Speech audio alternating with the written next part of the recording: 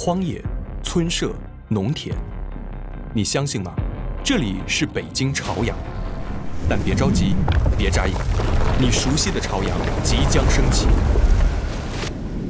没错，只需76年，一片荒凉的北京郊区就能成为中国乃至全世界最有影响力的超级都市区。而今天，在它470平方公里的土地上，早已遍布北京地标、中国地标、世界地标；在它344万常住人口中，早已遍布五湖四海的全球面孔。而在无数人的记忆中，它更遍布我们曾泪目的瞬间和青春。但究竟什么才是北京朝阳？在新晋 Wilson 看来，答案也许并不复杂，无限进化就是它永恒的命题。漫步在朝阳街道，你可能经常会看到一抹特别的风景，各种各样不同国家的国旗，庄严而缤纷。在中国，再没有任何一座城市和城区能聚集如此之多的世界各地。这就是朝阳的第一重使命，成为新中国的世界客厅。1950年，北京宣布收回东郊民巷使馆占领区，历经半个世纪的屈辱外交史至此终结。但问题也随之而来，新的使馆区该建在哪里？人在内城，空间显然不够。此时，一块紧挨核心区的东部郊区进入人们的视野。这里位置适中，平坦开阔，在这里建设新中国的客厅，既宽敞又体面。5年后，朝阳建国门外地区成为使馆建设的开端。埃及、斯里兰卡、波兰等国最早进驻，并向世界宣告，他们与一个崭新的中国建交，成为第一批客人。不过，这间中国客厅还需要一扇崭新的大门。同年，首都机场在河北顺义破土动工，成为中国首个投入使用的民用机场。为了便于管理，北京决定将机场地区划归朝阳区管辖。即便1958年顺义并入北京，这里也仍属朝阳，成为一块名副其实的飞地。随着大门敞开，越来越多的客人陆续抵达。1972年，美国总统尼克松访华后，中美关系破冰，英国、德国、荷兰等国相继与中国全面建交。于是，在建国门的东北方向，三里屯第2使馆区、亮马桥第3使馆区相继成型。直到今天，176个国家驻华大使馆纷纷落座北京朝阳，堪称北京的城中地球村。而使馆区之外，朝阳又在发生什么？那是一场规模空前的城市变形记。这里是望京，号称北京第2 CBD。但如果回到60年前，你将看到的是一片占地面积超过4000亩的农场，每年将从这里运出500万公斤粮食、4000头肥猪、30万只鸡鸭。这里你应该更加熟悉，大名鼎鼎的北京 CBD。但60年前，矗立在你眼前的将会是北京第1机床厂、北京汽车制造厂、雪花冰箱厂。欢迎打开北京朝阳的第2重使命——荒野变形。新中国成立初期，北京常住人口已突破200万，仅依赖外地公粮难以长久，为首都建设一个稳定的本地粮仓势在必行。与此同时，工业发展成为当时中国最重要的命题，为首都建设一批新的中国工厂刻不容缓。于是，热火朝天的工农建设铺满朝阳。除了望京和 CBD， 他们还在今天的草场地、798、朗园、八里庄、垡头。在通惠河畔，曾占据朝阳约1/7土地面积的双桥农场，走在农业机械化的潮头浪尖。尘土飞扬间，新中国第1批女拖拉机手从朝阳的农场里走出。在大北窑，每日清晨，自行车大军如洪流而来，身着蓝色中山装的工人们走进工厂，他们造出了北京生产的第1辆汽车，中国第1台数控立式升降台铣床，以及走进千家万户的雪花牌电冰箱。不到50年，朝阳就以惊人的速度，从一片东郊荒野进化为集农业、电子、化工、纺织、机械等产业工农并举的现代化城区，但这也只是开始。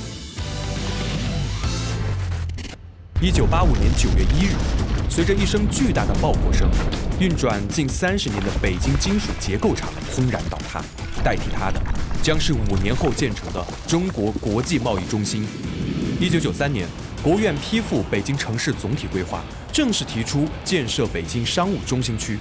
之后，西起东大桥路，东起西大望路，南起通惠河，北至朝阳路、大北窑区域均纳入其中。让我们换个角度来看看这里将会发生什么。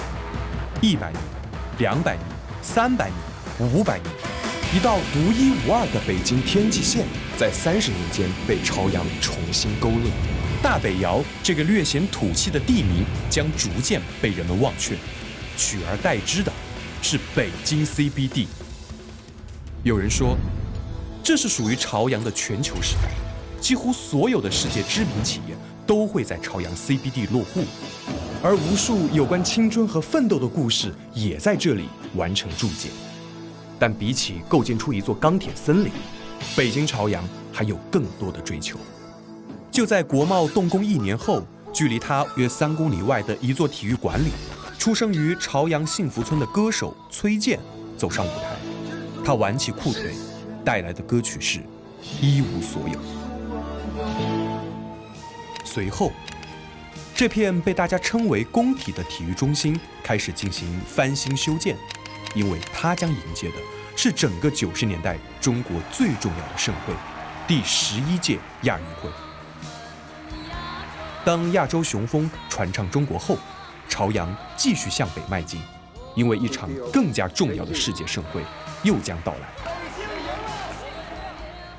2008年8月8日，一声声巨响中，29个巨大焰火组成的脚印，沿着北京中轴线，以平均每2秒1步的速度向北进发。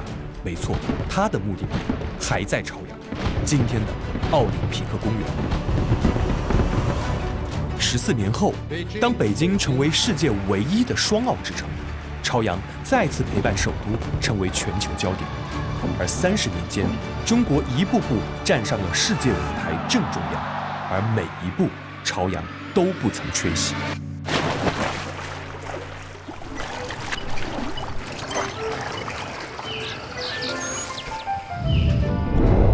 浪漫、松弛、惬意，这里不是巴黎塞纳河畔，这里是北京亮马河。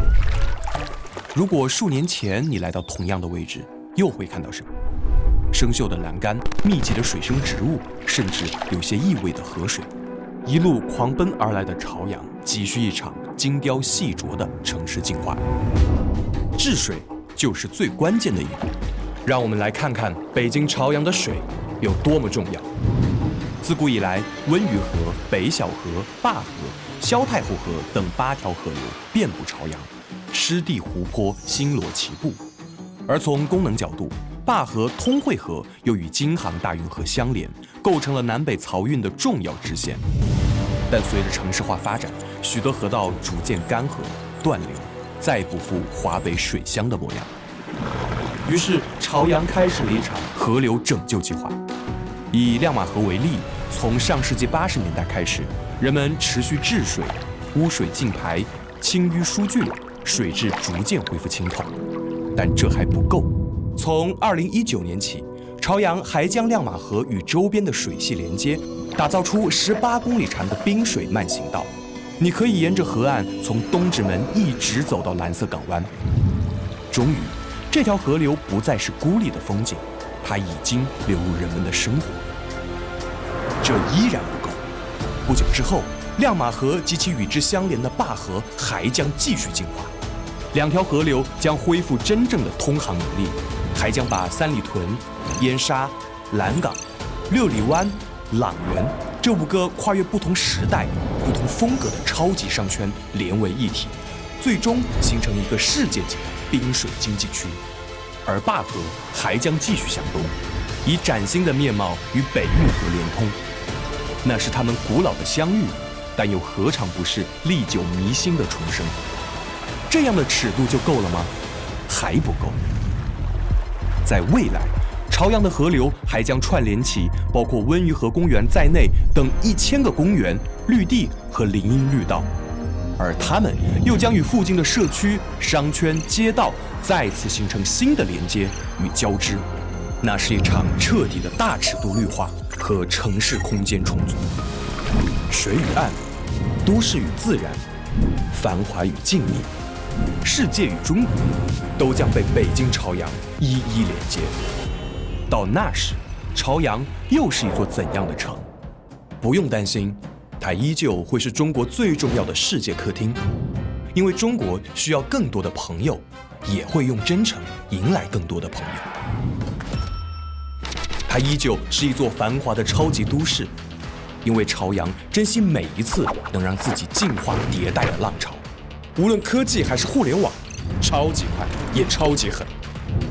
它依旧会是身挑使命的首都臂膀，因为数不清的北京盛会、中国盛会、世界盛会能从白天热闹到夜晚。它还将是我们身边的超级公园，因为干净的河、五彩斑斓的花和绿意盎然的草，能平等地治愈每一个为生活而奋斗的人。